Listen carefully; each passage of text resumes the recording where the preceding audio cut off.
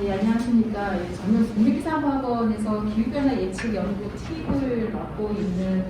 팀장 변경화라고 하고요. 기후변화 예측 연구팀은 이제 국립기상과학원이 사실 이제 기상청 그 소속 기관으로 기상 예보와 그다음에 이제 기후 전망에 관련된 그런 아주 다양한 업무를 수행하고 있는 와중에 저희 과학원에서 주로 기후의 이제 과거의 어떤 그 현황과 함께 그 미래를 예측하는, 그러니까 미래의 기후가 어떻게 될 것인가를 예측하는 업무를 주로 담당을 하고 있습니다. 그래서 오늘 이 한국리스크관리학회와 같이 하는 이런 원래 포럼에서 사실 제가 이제 첫 포문을 열게 된 것에 대해 굉장히 이렇게 초청해 주신 것에 대해 굉장히 감사를 드리고요. 그래서 그 첫 포문을 어떻게 열까 이제 고민을 하다가 일단 제가 사실은 이제 기후 변화에 관련된 이런 과학적인 연구들을 이제 주로 많이 하고 있기 때문에 실제로 지금 이 많은 리스크 중에서 특히 이 기후 변화와 관련된 위기라는 것이 과학적으로 지금 현재 전 세계 과학자들 그리고 이 한반도에서 이제 알려진 그리고 앞으로 일어나게 될 그런 이제 전망에 대해서 조금 더 짚어드리고자 이런 내용을 좀 준비를 했습니다.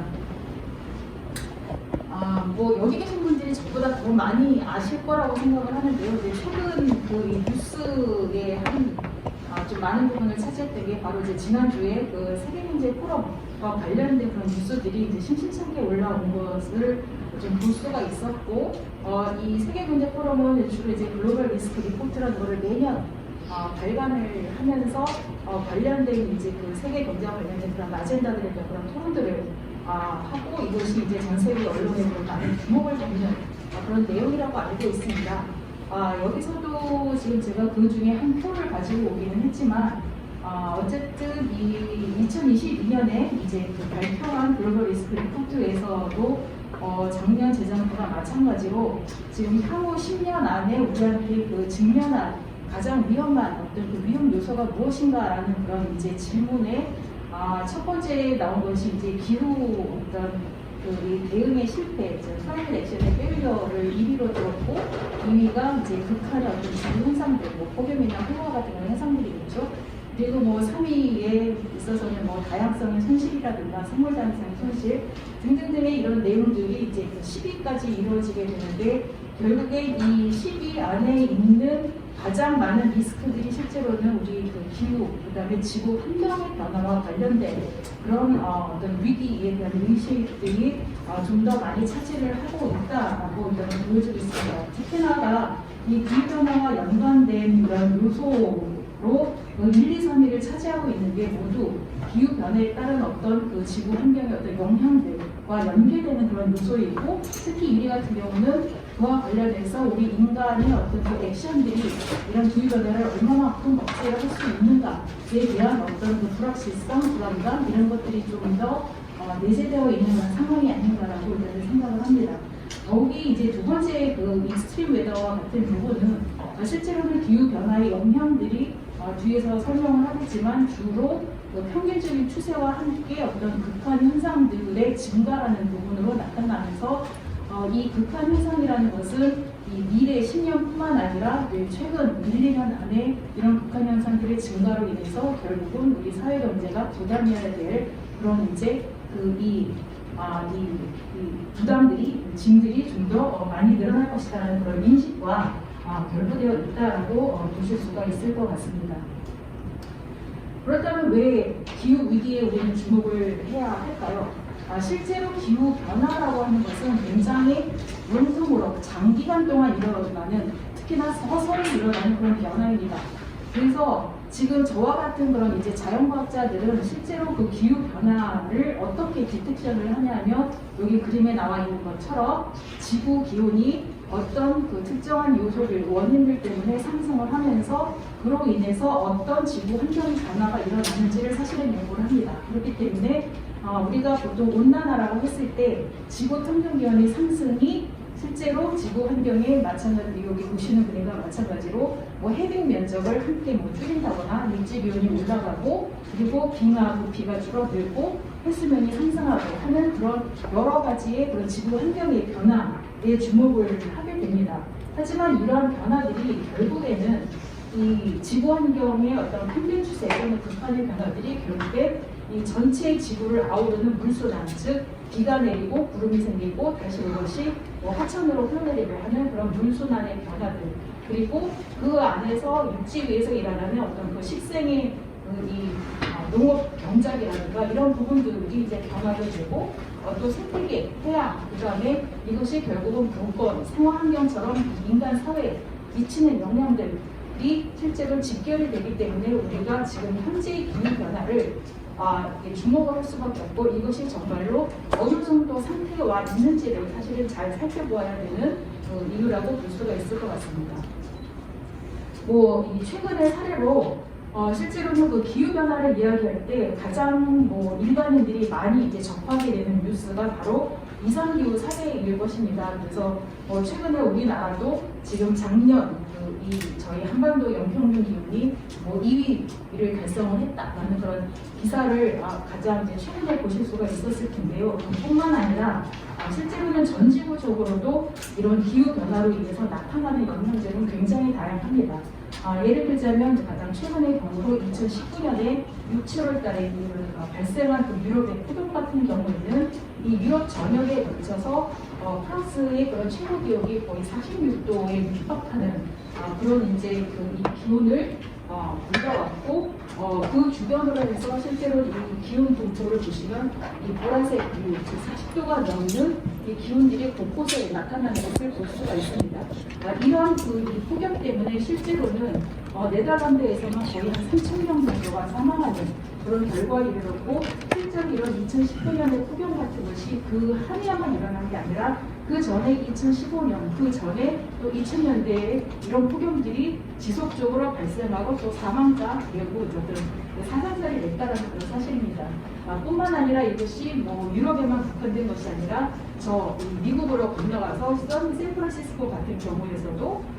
이 여름에 열파가 일어나서 폭염이 있었고, 그리고 겨울에는 또 폭설 피해가 있는 등 굉장히 전 세계적으로 이제 돌아가면서 이런 이제 이 사례들이 일어난다는 것이죠. 그리고 이 2018년과 2019년 같은 경우는 특히나 이제 우리가 이 기후변화에 좀 취약한 지역 중에 하나인 이 아프리카에 있어서도 어떤 식량 이 안보 문제에서도 굉장히 큰 그런 영향들을 미쳐왔었는데요.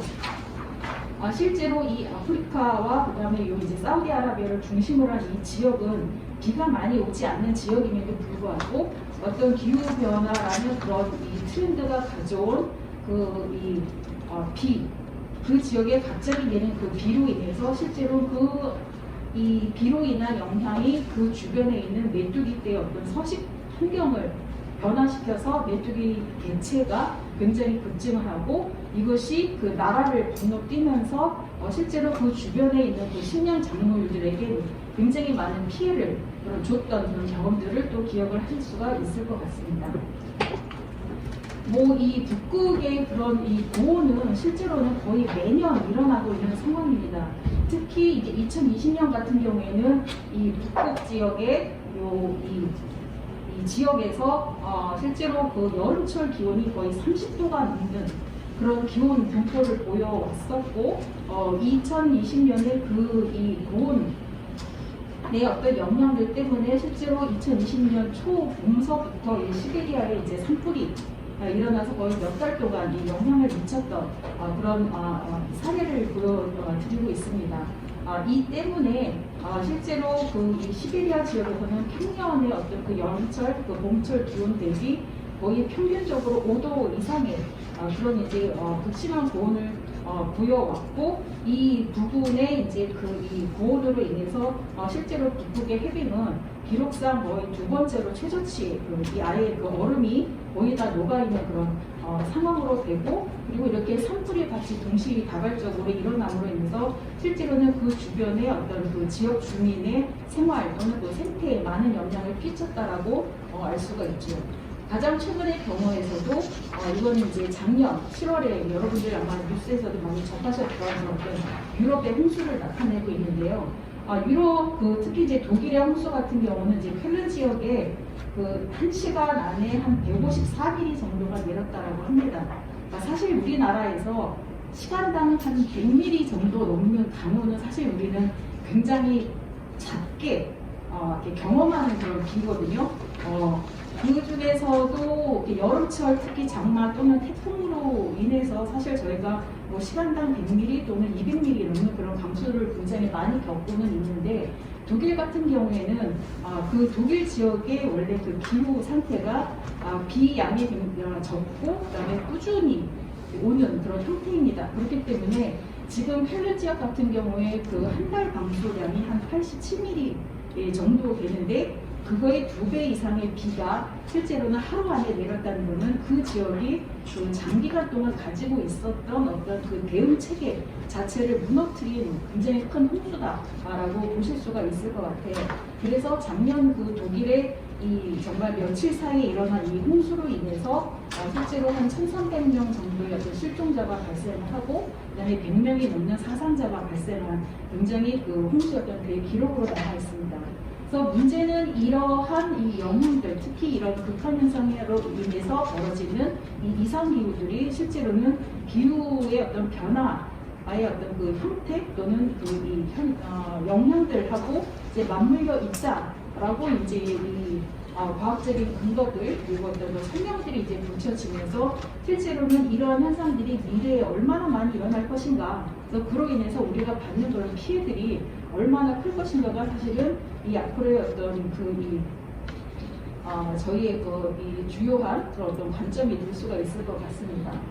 자, 이 그림은 제가 좀 요새 많이 들고 다니는 그림 중에 하나인데요. 최근에 그 2020년 그 바이오 사이언스지라는 그런 국제 저널에서 실제로 그 기후 위기가 인간 활동의 결과로부터 발생한 것이라는 그런 논문을 하나 이제 발표를 합니다. 이 논문이 사실 유명해진 이유는 이 논문 뒤에 있는 부록에 약 한 11,000여 명의 과학자들이 지금은 기후 위기의 상황이다라는 것을 다 연대 서명을 해서 논문 자체에 아예 실렸어요. 그래서 그게 이제 언론의 주목을 받긴 했는데 실제로 그 논문의 그 내용을 보면 이 위에 나와 있는 것처럼 1979년부터 현재까지의 인간의 활동을 수치화하고 그래프한 그런 결과들의 일부가 이제 이 위쪽 그림에 있다라고 보시면 되고, 그로 인해서 지구 환경의 변화가 어떻게 따라왔는지를 사실은 설명해주고 있는 것이 이 논문의 핵심입니다. 그래서 이 첫 번째 이 그림을 보면 인간의 활동을 일단은 그 인구 증가의 관점에서 봤을 때 1979년 대비 지금 현재 약 한 2019년 정도까지 우리는 약간 10년당 15% 정도의 인구의 증가가 지속적으로 있어 왔다라고 보이고 있고요. 또 이런 인구와 증가와 더불어서 이 사람의 어떤 경제 활동, 인간 사회의 어떤 경제 활동들도 꾸준히 증가해서 10년당 GDP가 약 한 80% 정도씩 증가하여 왔다라고 보고 있습니다. 그러나 이런 GDP의 증가가 실제로는 어디에 근원된 것인가를 봤더니 결국은 우리가 사용하고 있는 화석연료, 즉 이 화석연료에 의해서 그래서 배출되는 그런 양들을 살펴보면 거의 GDP와 이제 거의 똑같은 그런 분포로 이제 증가하고 있다는 것들을 보여주고 있고, 특히 이 CO2의 그 증가라는 것이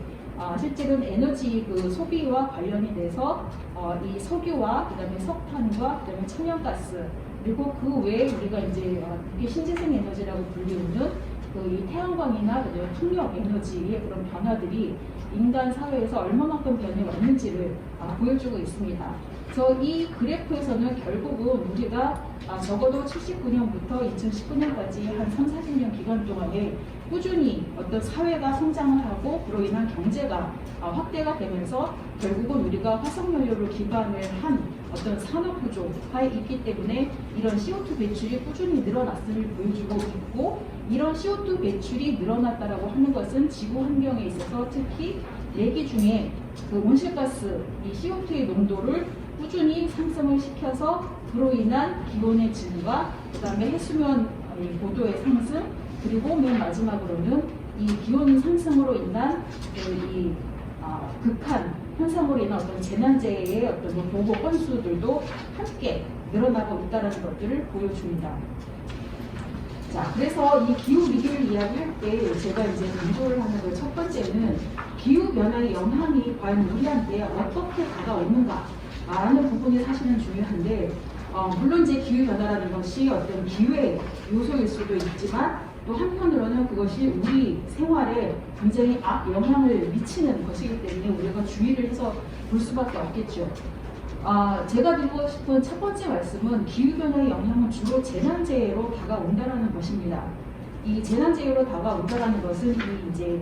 그림을 통해서 설명을 드리면, 이 그림은 이제 2020년에 이 기후 서비스의 어떤 이 상황을 이제 나타낸 그 WMO, 즉 세계 기상 기구의 보고서 중에 나온 그림 중에 하나입니다. 그래서 전 세계를 일단 펼쳐놓고, 여기에 사실 좀 잘 안 보이시겠지만, 예를 들어서 우리나라를 기준으로 봤을 때 첫 번째 이 파란 동그라미와 그 다음에 두 번째 이제 파란 네모, 뭐 이런 형태로 일단은 나타내고 있는데요. 그 의미는, 색깔의 의미는 뭐냐면, 우리가 이때까지 겪어왔던 그런 재난재해가 주로 어떤 요인에 의해서인가를 이제 사실은 분석을 한 내용입니다. 그래서 이 파란색이 의미하는 것은 홍수이고, 노란색은 이제 폭염, 빨간색은 산불, 그다음에 회색은 이제 가뭄,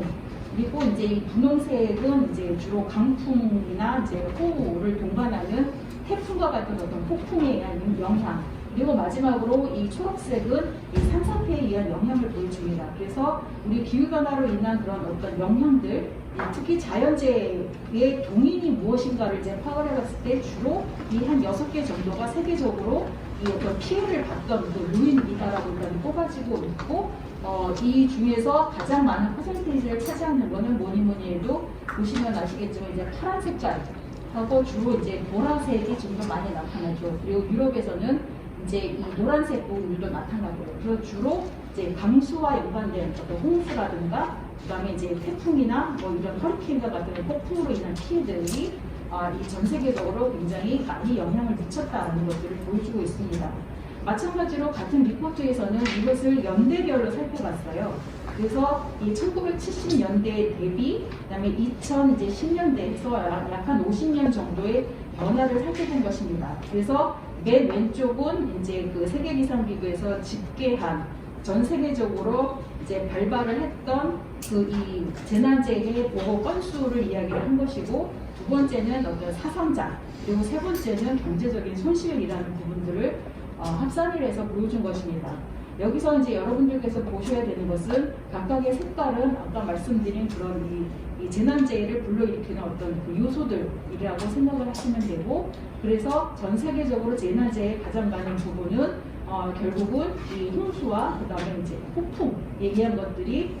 거의 한 70~80%를 차지한다라고 보시면 되고, 이러한 포션들이 실제로는 1970년 대비 2010년으로 약 한 50년이 지나면서 재난 건수가 거의 70년 대비 5배 이상 일단은 증가를 해왔다는 것을 볼 수가 있습니다. 하지만 다행스럽게도 사실 사상자 수는 많이 줄었어요. 이 사상자 수가 많이 줄은 이유는 아마 여러분들이 이제 지금 우리 이제 기상청에서도 마찬가지지만 어떤 특보라든가 아니면 어떤 조기 경보 체제, 이런 것들이 사실 전 세계적으로 많이 확대가 되고 또 이제 구축이 됨으로써 실제로 인명 피해에 대한 부분들은 그래도 이런 어떤 경보 체제에 의해서 많이 줄어들었다라고 평가를 합니다. 하지만 결국은 사람은 대피할 수 있어도 대피할 수 없는 그런 인프라의 어떤 파괴라는 부분들은 피할 수 없기에, 이 맨 마지막에 나온 사회적 경제적 어떤 그 손실이라는 측면에서의 그 돈을 계산을 해보면 결국 70년대 대비 2010년대에는 거의 7배 정도 증가한 그런 영향으로 나타납니다. 그래서 이런 부분들을 이제 통칭해서 봤을 때 특히 이제 어떤 지구 기온의 상승, 이런 어떤 온난화에서 벌어지는 이런 극한의 어떤 현상들이 결국은 재난재해의 어떤 원인으로 됨으로써 우리가 이 기후변화라는 것이 결코 반갑지만은 않은 그런 손님이 되지 않았나라고 보고 있습니다. 두 번째로는 그럼 이러한 기후변화가 과연 얼마나 빨리 일어나고 있는가도 사실은 우리가 주목을 해봐야 될 그런 필요가 있습니다. 이 왼쪽 그래프는 1850년부터 시작해서 약 한 2000 지금 한 20년 정도까지의 전 세계적인 기온의 변화를 나타내고 있어요. 그래서 이거를 보시면은 보통 이제 IPCC가 1800년대 그때 대비 지금 현재 기온이 뭐 한 1.1도 뭐 이런 정도 올랐다라고 일단은 보고 있는데, 실제로 그 기온은 어떻게 보면은 리니어하게 아주 그러니까 균질하게 올라가는 건 아닙니다. 왜냐하면 그 온실가스의 어떤 배출량이란 부분들과 이제 함께 사실은 가고 있는 건데요. 이 초반에는 1800년대 그 초반에는 사실은 지구 기온이 어떤 뭐 변동성은 있지만 특별한 추세를 보이지 않았던 반면에 1900년이 지나면서 실제로 이 기온이 상승하는 기울기들이 점점 틀려지게 됩니다. 그렇기 때문에 이 최근에 실제로 그 이 기온의 상승폭이라고 함은 결국은 2015년 이후부터 2021년 작년까지 전 지구 연평균 기온이 가장 이제 그 온난했던 해, 가장 기온이 높았던 해를 순으로 랭킹을 1, 2, 3, 4, 5, 6, 7, 8, 9, 10이라고 매겼을 때 결국 15년부터 2021년까지의 그 7개 해가 모두 1위부터 7위에 다다르는, 즉 거의 매년 최고 기록을 갱신하다시피 하는 그런 정도의 온난화율을 보이고 있다는 것이죠. 자, 이것이 그 지구 대기의 기온뿐만 아니라 실제로는 우리가 지금 아직은 잠자코 잘 모르고 있는 이 해양 안에서도 지속적으로 온난화가 이렇게 빠르게 진행이 되고 있습니다. 실제로 그 인간이 배출한 그 이 온실가스로 인한 그 온난화는 사실은 해양이 탄소 자체도 흡수를 하고, 그리고 이 뜨거운 이 에너지, 열 에너지도 거의 한 90%를 흡수를 해주기 때문에 우리가 살아가고 있는 육지 위에서의 기온은 그만큼 덜 올라가 있는 상황입니다. 그렇기 때문에 그럼에도 불구하고 우리가 이 과거 산업혁명 이전 시기 대비 지금 현재 1도씨가 올라왔는데, 지금 해양 같은 경우는 각 수심별로도 굉장히 빠르게 올라가고 있는 것들이 이제 눈에 보이는 거죠. 그리고 그 분포를 봤을 때에도 실제로 그 이 지구의 온난화라는 거는 균질하게 어디든 똑같이 올라가는 것이 아니라 주로 이렇게 고위도를 중심으로 한다든가 아니면 육지 지역을 중심으로 더 빨리 올라가는 경향이 있습니다. 이러한 경향들이 실제로는 그 대기의 어떤 그 바람의 그 방향이나 이런 부분들을 바꾸게 되면서 결국은 호우의 패턴이라든가 뭐 태풍의 세기라든가 이런 부분들하고 연관돼서 사실은 이 변화를 더 그 다양하게 실제로는 발생시킬 수 있는 것이죠. 결국 이 자료에서 제가 말씀드리고 싶은 거는 지금 현재의 온난화는 과거에서 보지 못했던 그 비율로 굉장히 빠르게 증가를 하고 있다라는 점이고요. 이러한 증가는 결국은 현재 온실가스가 얼마만큼 빠르게 배출이 되는가에 따라서 사실은 좌지우지 되었다라고 말씀을 드리고 싶은 겁니다. 자, 이 CO2 같은 경우는 지금 2020년을 기준으로 해서 봤을 때 이 산업혁명 그 이전 시기인 약 1750년 대비 거의 한 150% 정도의 수준으로 지금 한 410ppm이 이미 넘은 그런 상황이고, 그리고 마찬가지로 메탄이라든가 아산화질소와 같은 그런 온실가스도 이 과거 대비 지금 약 한 뭐 2000ppb나 아니면 332ppb 정도로 해서 과거 대비 거의 한 두세 배 이상은 지금 늘어나 있는 그런 상황이고, 이것들이 사실 결국 앞에서 보였던 지금 현재의 온난화의 어떤 속도와 결과 이 연계가 있다는 것들을 말씀드리고 싶습니다. 자, 이 기후 위기는 실제로는 이런 형태로 우리가 온난화가 지속이 된다라고 했을 때 과연 우리가 이때까지 살아온 그런 기후 상태를 과연 유지할 수 있을까라는 부분들이 어떻게 보면 그 최근에 지금 저희와 같은 과학자들이 그 임계점이라는 그런 어떤 그 개념을 가지고 사실 보고 있습니다. 이 기후변화의 임계점이라는 것은 그 왼쪽의 그래프를 보면서 조금 설명을 드리면, 이 그래프는 이제 그 이 토마스 랜턴이라는 그 영국의 그 유명한 그 어떤 그 기후 과학자가 낸 논문에 나와 있는 어떤 그 굉장히 중요한 유명한 그림 중에 하나인데요. 이 전 세계의 어떤 지도를 봤을 때 이제 그러니까 미국과 그다음에 유럽 사이의 그 대서양에서는 굉장히 그 이 깊은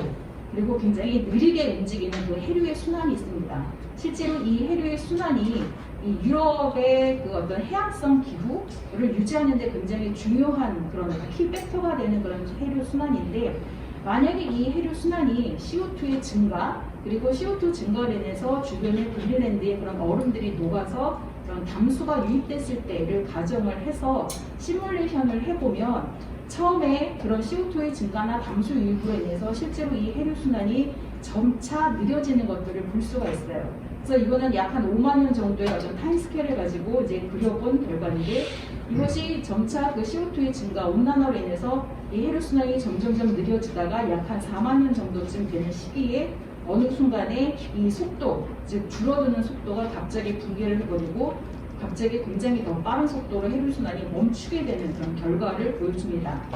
이러한 결과를 통해서 우리가 이해할 수 있는 것은 지금 현재 우리가 살고 있는 기후가 이렇게 온난화가 지속이 된다라고 했을 경우에 이 어떻게 보면 점점점 증가되는 어떤 폭으로서 우리가 평생 지속이 되는 것이 아니라 어느 순간에는 아예 다른 기후로 넘어갈 수 있다라는 것들을 실제로는 반영하는 그런 그림이라고 볼 수가 있어요. 그래서 이러한 포인트들이 실제로는 이 대서양에 있는 혈액순환뿐만 아니라 이 주변에 있는 그 굉장히 많은 요소들, 특히 뭐 북극의 어떤 해빙과 관련된 요소들이라든가 아니면은 이제 그 이 엘니노와 같은 그런 어떤 그 이 대기 기상의 어떤 순환들, 그리고 심지어는 이 호주나 이런 앞바다에 있는 그 이 생태계 어떤 변화들도 우리 지구를 이제 온전히 지금 현재 우리가 알고 있는 지구로 유지하지 못하게 만드는 굉장히 아킬레스건 같은 한 번 변화를 시작하게 되면 다시는 되돌아올 수 없는 그런 변화 요소들이 잠재되어 있고, 이러한 요소들은 결국엔 우리가 온난화를 어느 정도까지 불러일으키냐에 따라서 굉장히 위험한 수준으로 될 수 있다는 것들을 이야기합니다. 이 그래프도 마찬가지로 그 네이처라는 그 이 학술지에 발간이 된 그런 내용인데요. 과거 우리가 2000년대까지만 하더라도 이런 기후변화의 임계점, 우리가 다른 기후로 갈 수 있는 그런 어떤 임계적인 요소들이 적어도 온난화가 뭐 한 5도, 6도 정도 벌어졌을 때 이제 발생할 수 있다라는 것들 연구 결과들이 나오기 시작했는데, 최근의 연구 결과들은 그러한 온도가 점점 낮아져서 이제는 2도씨 정도만 되더라도 그런 기후변화의 임계점들, 어느 요소들은 넘어갈 수 있다는 것들을 이야기를 하고, 특히 지금 북극 해빙의 어떤 녹음과 같은 그런 문제들은 이미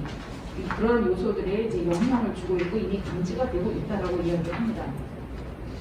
자, 그래서 이런 예문들을 좀 이제 요약을 해보면, 기후 위기는 첫 번째로는 이 기후변화 자체가 이 극한 현상의 어떤 증가와 더불어서 우리한테 재난재해라는 형태로 오고 있기 때문에 우리 어떤 그 사회 경제적인 그런 부분들이 같이 어떤 위기 의식을 느껴야 되는 그런 요소로 되어가고 있고, 이러한 기후변화의 속도가 최근 들어서 굉장히 빨라지고 있으며, 이렇게 지속되는 기후변화를 막지 못하면 어느 정도 후에는 이 현재 기후를 지탱할 수 있는 임계점을 초과해서 다른 세계로 넘어갈 것이다 라고 보여진다는 겁니다. 이 왼쪽에 있는 그림이 그런 것들을 설명을 하는데요. 지금 현재 우리는 이 빨간 봉에 위치에 놓여 있지만 우리 주변에 일어나고 있는 변화들로 인해서 이렇게 빨간 봉이 움직일 수 있는 그런 반경들이 점점 변화하게 된다면 어느 순간 임계치를 넘어서 우리는 다른 세계로 넘어가게 되는 것이죠. 이러한 부분들이 이제는 얼마 남지 않은 것이 아니냐라는 것이 지금 현재 이 기후과학자들의 의견이다라는 것들을 말씀을 드리면서 이 IPCC 이 작년 그 8월에 이제 발간이 된 IPCC 제6차 평가 보고서의 제일 수록으로 보고서의 내용을 함께 좀 살펴보도록 하겠습니다. IPCC 6차 평가 보고서가 2021년 8월에 워킹그룹 1, 즉 기후변화 과학과 관련된 그런 보고서가 일단 발간이 됐고요. 이 발간된 보고서 안에 있는 그런 주요 내용들 몇 가지를 말씀드리면, 우선 지금 현재 기후변화가 이 과거와는 달리, 그러니까 과거에는 뭐 이런 온난화가 정말로 인간의 영향이냐, 정말로 온난화가 되어 가고 있느냐라는 그런 이제 이 소위 기후변화에 관련된 어떤 회의론자에게 그런 이제 이 의견들 내지는 반박도 많이 받았긴 했는데, 지금 발간된 6차 평가 보고서에서는 굉장히 클리어하게 이 문장이 딱 나와 있습니다. 인간 영향에 의해서 이 온난화가 진행되어 왔다는 것은 굉장히 명백한 사실이고, 그리고 이런 온난화는 지금 현재 전 세계적으로 굉장히 광범위하게 일어나고 있으며 또한 빠르게 일어나고 있다라고 이야기를 합니다. 그래서 지금 산업화 이전 시기 대비 최근 10년 정도의 기온을 살펴봤을 때 이미 우리는 1도씨를 넘었다, 거의 한 1.1도에 가까운 그런 기온을 보이고 있고, 이렇게 관측된 이 기온 상승이 우리가 여러 가지 과학적인 방법으로 검증을 해봤을 때 인간의 영향, 특히 이 온실가스의 어떤 증가와 굉장히 클리어하게 연계가 되어 있다는 사실들을 지속적으로 이야기를 합니다. 그리고 또한 이러한 변화가 기후의 변화가 우리가 이제 그 과거의 그 고기후적인 기록들을 살펴봤을 때도 수세기 또는 수천 년에 걸쳐서 굉장히 전례없는 수치로 굉장히 빠르게 상승되어 가고 있다는 것들을 이야기를 하고 있고, 그리고 이 오른쪽에 있는 그림과 마찬가지로 그래서 폭염이라든가 홍수 그리고 가뭄과 관련된 이런 변화들이 이제 전 세계 지역에서 이제는 감지가 되고 있는 그런 상황. 이어서 이 인간이 유발한 기후 변화가 이미 전지구적으로 모든 지역의 다양한 형태로 극한 현상의 어떤 변화를 통해서 영향을 미치고 있다라는 사실들을 이야기를 합니다. 자, 그렇다면 미래의 전망은 과연 어떻게 될 것인가? 물론 이제 그 IPCC 유치평가 보고서에서도 그 미래 전망에 대한 이야기들을 이제 하고 있습니다. IPCC에서 이제 이야기한 미래 전망은 크게 왼쪽에 있는 그림처럼 지금 현재 2015년 이후의 그 CO2가 온실가스의 어떤 그 배출과 관련된 그 경로들을 한 5가지 정도로 일단은 가정을 했고요. 이 5가지 어떤 그 가정 하에서 과연 우리가 이제 그 가까운 미래 2021년부터 2040년의 평균과 그다음에 어떤 중간 미래, 그다음에 먼 미래 평균된 그 기온 값이 어느 정도나 올라갈 것인가를 실제로는 산출한 그런 결과들을 모두 모아서 이제 보고서를 제출을 합니다. 그래서 이 5개의 이 경로는 예를 들자면 SSP 조금 작아서 안 보시겠지만 SSP 1-1.9라고 불리는 것과 SSP 1-2.6이라고 불리는 이 파란색은 주로 2020년 이후부터 우리가 탄소 중립을 이루는, 그러니까 탄소를 많이 감축을 하는 그런 시나리오를 대변을 하고 있고요. SSP 2-4.5 같은 경우는 이 넷제로까지는 가지 못하지만 어쨌든 서서히 완화를 하는 그런 시나리오입니다. 그 반면에 SSP 3-7.0 또는 SSP 5-8.5는 지금 현재 수준 또는 그 이상으로 이 CO2를 더 많이 배출하는 그 탄소 배출이 더 심한 어떤 시나리오라고 보시면 됩니다. 그랬을 때 이 오른쪽에 있는 그 그래프의 수치를 보시면 근미래에 있어서는 어느 시나리오가 됐든지 간에 이 20년의 평균적인 온도가 거의 1.5도에 도달하거나 그거를 살짝 넘는 그런 수치를 보여주고 있고, 이것이 2040년 이후의 중간 미래서부터 이러한 CO2의 어떤 감축 또는 서서한 완화 그리고 또는 지속적인 배출에 따라서 온도의 변화폭이 점차 달라지면서 먼 미래에 갈수록 이런 온도의 변화폭은 더 극심하게 어떤 변화를 나타내는 것들을 볼 수가 있습니다. 자, 그래서 이런 결과들을 이제 종합을 해보면 최소한 금세기 중반 한 2040년까지의 어떤 가까운 미래에 있어서 전주국 평균 기온은 우리가 어떤 시나리오를 선택한다 하더라도 지속적으로 증가한다는 것들은 필연적인 사실입니다. 왜냐하면 그것은 우리가 과거에서부터 현재까지 배출된 온실가스 양이 이미 이 정도의 기온을 올라갈 수밖에 없을 만큼 배출을 했기 때문에 지속적으로 증가를 하지만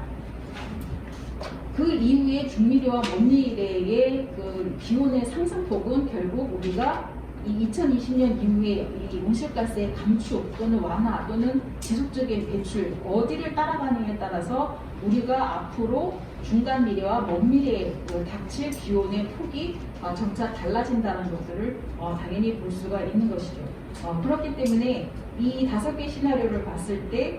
우리가 이 1.5도 온난화, 특히 이제 파리 협정에서 이야기한 것, 우리는 1.5도의 온난화 수준을 2100년까지 어느 정도를 유지를 하려면 결국은 이 온실가스의 어떤 이 끊임없는 감축이 있어야지만 된다는 그런 사실들을 이 그래프에서 확인을 할 수가 있습니다. 자, 이 IPCC 6차 평가 보고서 안에 있는 그 내용 중에 제가 한 가지를 조금 더 가져왔는데요. 제가 이제 지금까지 그 기후변화의 영향들이 실제로 어떤 극한의 변화와 연관이 돼서 이 어떤 재난재해와 연결이 되는 그런 형태를 말씀을 드렸고, 실제로는 그 이 6차 평가 보고서의 그 제1차 제1 실무그룹의 보고서에서는 기후 영향 인자라는 것을 정의를 하고 그 기후 영향 인자의 변화를 이런 표로 일단 나타내고 있습니다. 여기서 기후 영향 인자라고 하는 것은 결국에 이 재난재해를 가지고는 아까 말씀드렸던 것과 같이 뭐 일단 홍수라든가 아니면 뭐 폭염이라든가 아니면 뭐 태풍이라든가 뭐 이런 그런 여러 가지 재난재해와 연결된 어떤 고민들, 드라이버들을 이야기하고 있다고 보시면 되고요. 이 그래프는 그래서 그런 기후 영향 인자를 굉장히 세세하게 쪼개서 그거를 지수를 만들고 그것이 동아시아 지역에서 과연 미래에 어떤 변화를 나타낼 것인가를 이렇게 색깔이 있는 걸 그래프로 만들어냅니다. 그래서 이게 좀 작아서 잘 안 보실 수도 있는데 이 맨 왼쪽에 있는 이 칸은 추위와 그다음에 더위와 관련된 그런 어떤 그 기후 영향 인자를 만들어내서 예를 들어 평균 기온의 변화라든가 그다음에 어떤 폭염, 그다음에 이제 한파, 그다음에 서리 이런 변화들이 과연 동아시아 지역에서 앞으로 어떤 변화를 겪을 것인지를 이제 색깔로 나타내는 것입니다. 그래서 이 평균 기온이나 폭염 같은 경우는 보라색으로 나타난 굉장히 증가하고 거기에 대한 신뢰도가 굉장히 높은 상황이다라는 것들을 이야기를 하고요. 대신 이 한파와 서리 같은 경우는 미래에 감소를 한다. 근데 그 감소를 하는 그 신뢰도가 굉장히 높은 상황에서 즉 이거는 분명히 감소를 하는 정도의 90% 이상의 신뢰도 이런 형태로 일단은 잡게 되는 것이죠. 뿐만 아니라 이제 웨덴 드라이라는 그런 어떤 인덱스를 이제 차근차근 보시면 그 중에서 이 평균 강수량의 증가 뿐만 아니라 홍수와 그로 인한 어떤 홍수, 호우와 홍수의 어떤 변화들도 굉장히 높은 신뢰도를 가지고 이제 증가를 한다는 것들을 보여주고 있고, 그리고 이 맨 마지막에 보라색을 보시면 이거는 이제 연안 지역의 위험과 관련해서 예를 들면 그 평균 뭐 해수면 고도의 상승이라든가 해양 산성화 이런 부분들이 특히 이제 우리나라를 포함한 동아시아 지역에서는 굉장히 증가를 한다라는 것들을 나타내고 있습니다. 자, 여기까지가 일단 전지구적인 어떤 트렌드를 봤다라고 한다면 그 이후에 몇 장은 제가 이제 최근에 그 국립수학과학원에서 발간한 그 우리나라의 어떤 미래 변화에 관련된 내용들을 조금 소개시켜드리려고 해요.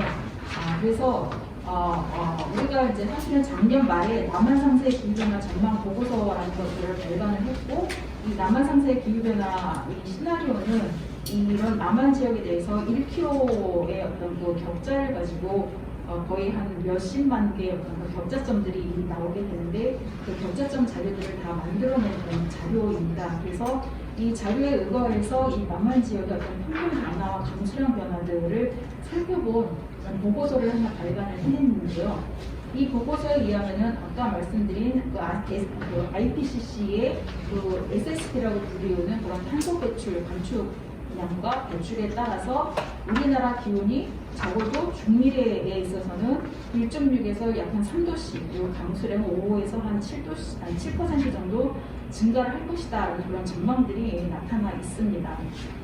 뿐만 아니라 그 앞서 이야기한 그 남한 지역을 우리가 번역별로 이렇게 수도 경기권, 그다음에 뭐 강원권, 충청권이라고 나눴을 때 극한 기온을 예를 들자면 맨 위는 폭염 일수의 변화, 그다음에 아래에는 그 이 열대야와 관련된 그 일 최저기온 연 최대값의 변화라는 부분들처럼 어떤 더 극한의 변화들을 살펴봤을 때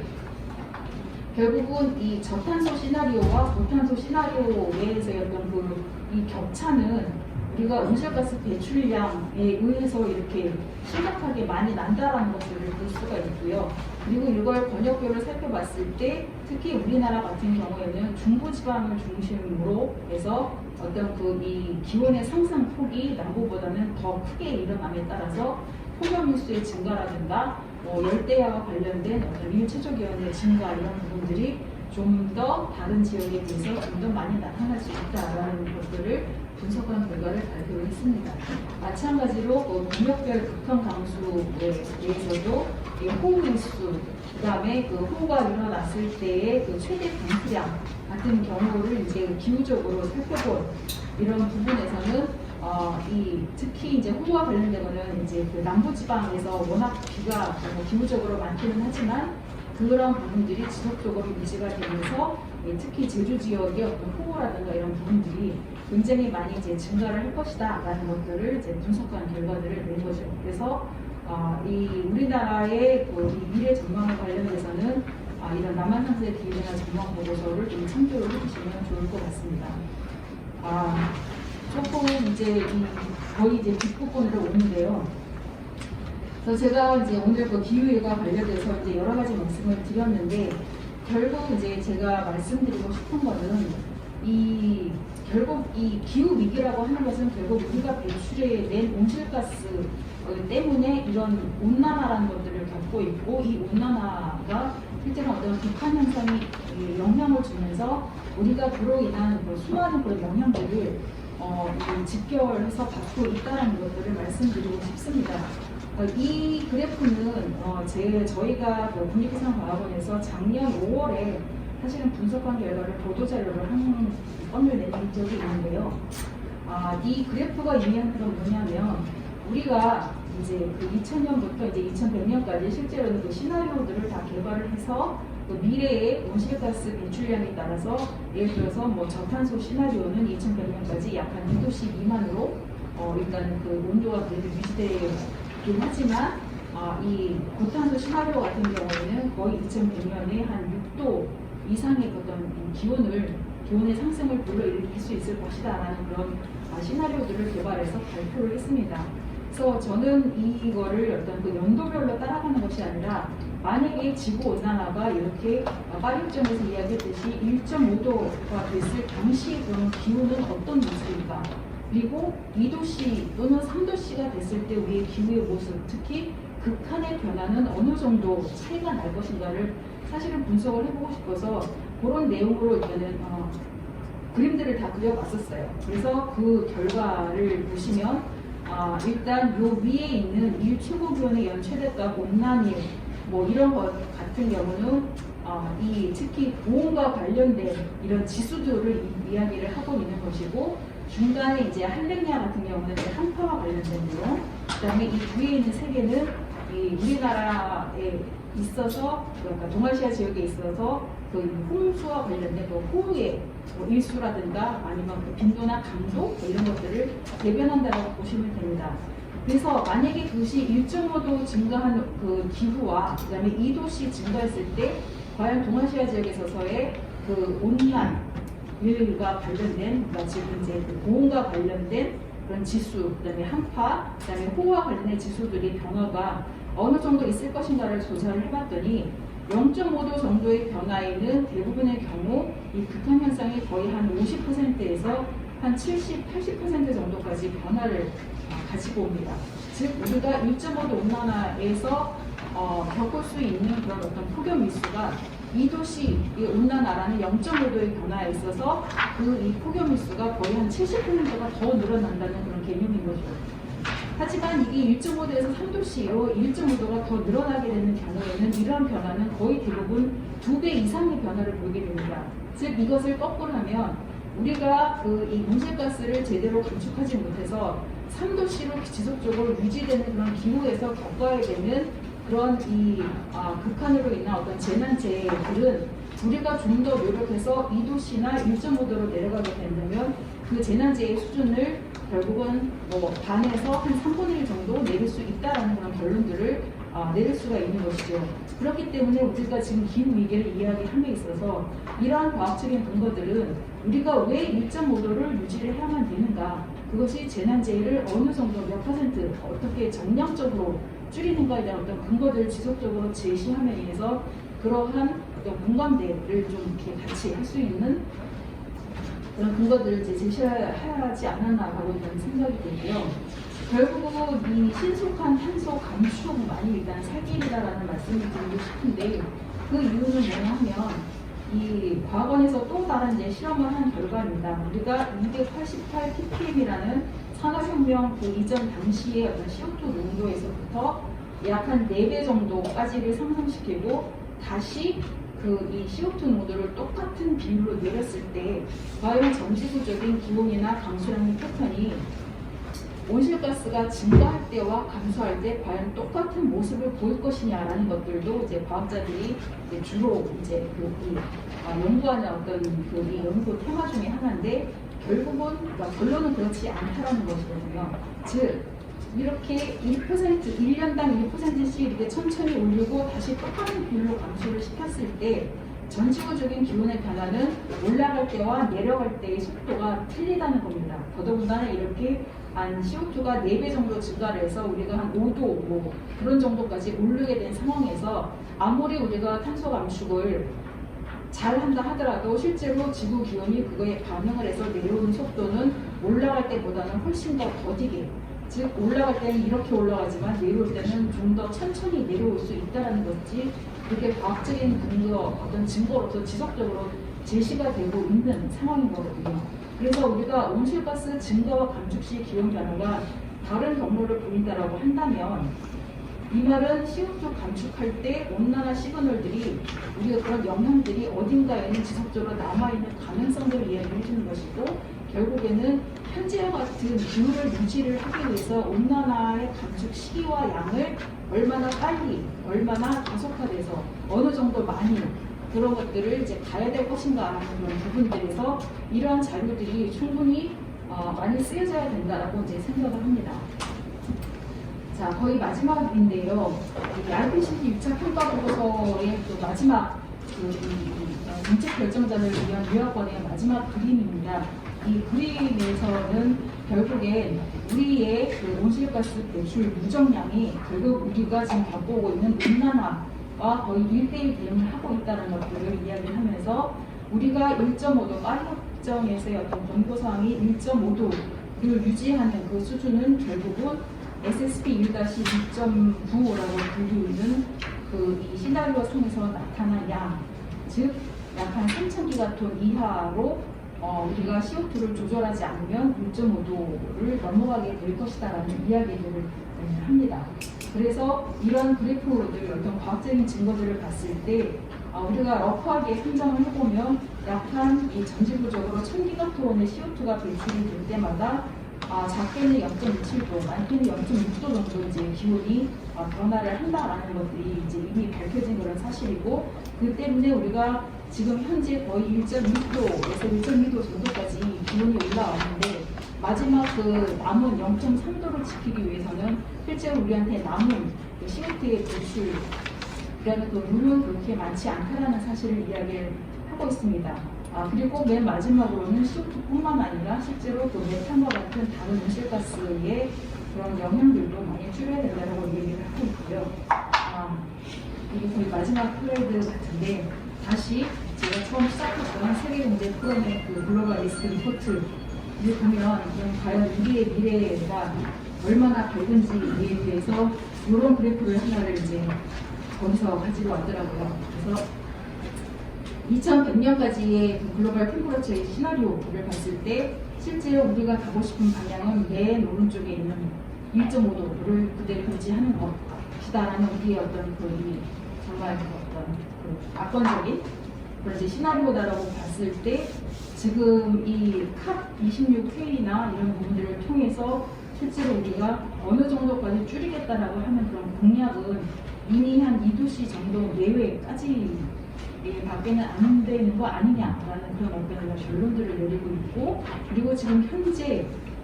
지금 우리의 수준은 이미 한 2.7도 이대로 간다면 거의 한 3.6%는 그런 이제 온난화를 보이고 말 것이다라는 그런 사실과 더불어서 그래도 이런 2030, 2050의 어떤 넷제로라는 그런 노력들이 최소한도 이런 기온들을 좀 더 많이 내려서 적어도 2.4도 정도 지금 현재의 그 타겟으로는 NBC의 타겟으로는 하지만 좀 더 장기적으로 봤을 땐 적어도 한 2도씩 미만으로 일단은 낮추어야 되지 않겠느냐는 그런 이야기들을 하면서 이런 어떤 이 전망들을 봤을 때 실제로 우리가 그 옆에 나타나 있는 지금 우리가 투자를 해야 되는 그런 어떤 섹터들에서 필요한 그런 비용들과 그 다음에 실제로 지금 현재 화석연료에 의존해 있는 모든 이 경제적인 활동들을 다시 신기술로 이전하기 위해서 지금 있는 노동자들이 얼마나 그 다른 형태의 그런 어떤